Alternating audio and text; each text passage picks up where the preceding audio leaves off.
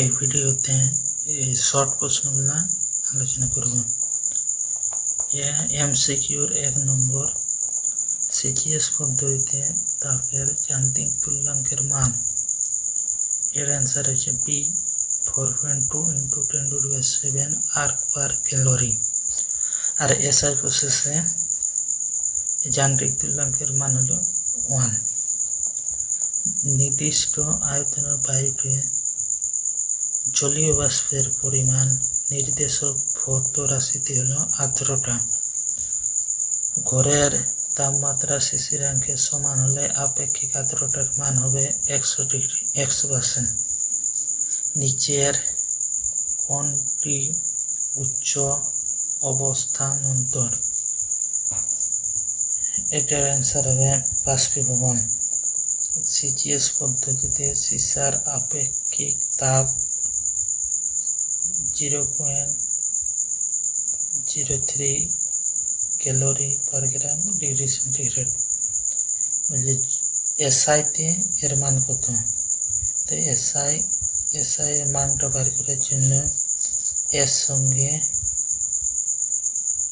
4200 দিয়ে গুণ করতে হবে এবং অ্যান্সার হলো 126। বরফ গলনের লিঙ্কটা 80 ক্যালোরি পার কিলোগ্রাম। জলের ব্যতিক্রান্ত প্রসারণ দেখা যায় কোন উষ্ণতায়? অ্যান্সার সি 0 থেকে 4 ডিগ্রি সেন্টিগ্রেড উষ্ণতায়। শীত প্রধান দেশে কোনো জলাশয়ের উপরিতলে বরফ জমে গেলে হ্রদের তলদেশে জলের তাপমাত্রা কত হবে? তলদেশে মানে হ্রদের নিচে। এর অ্যান্সার 4 ডিগ্রি।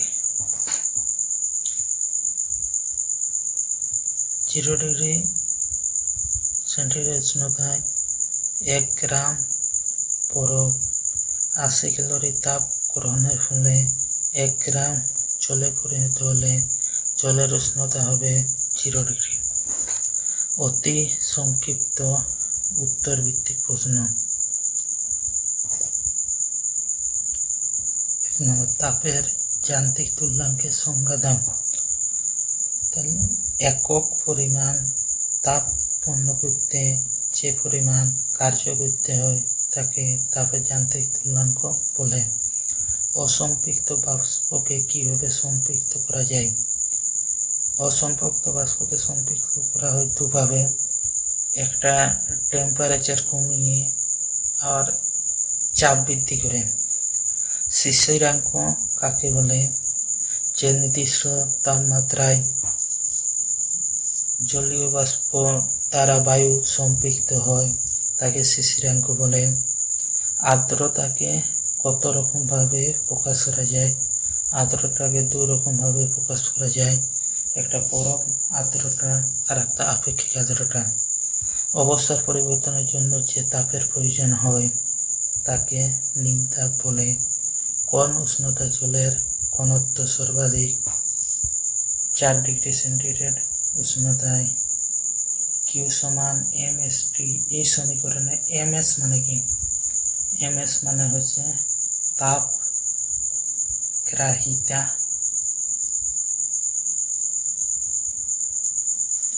শীত প্রধান দেশে জলাশয়ের উপরে বরফ জমে গেলে বরফের ঠিক নিচে জলের তাপমাত্রা 0 ডিগ্রি সেন্টিগ্রেড হবে। এবারে স্তম্ভ গৃহীত বা বর্জিত তাপের একক হচ্ছে জুল। তাহলে একটা হয়ে যাবে। আপেক্ষিক তাপের একক C joule per KG per kelvin. লিন তাপ জুল পার কেজি আর তাপ গ্রাহিতা জুল পার কেলভিন। শিশিরাঙ্কে বায়ু সম্পৃক্ত হয়ে পড়ে। দেশের বহিঃপ্রকাশ হল বস্তুর তাপমাত্রা।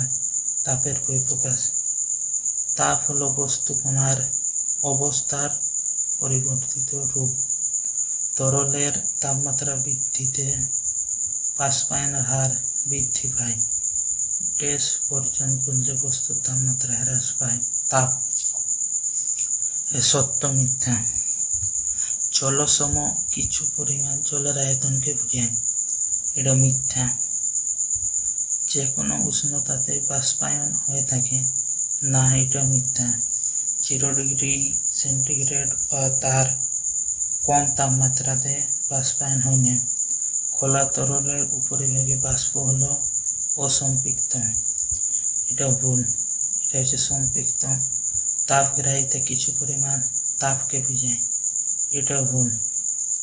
কঠিন ভবন হলো এক প্রকার নিম্ন অবস্থানান্তর, এটা ঠিক।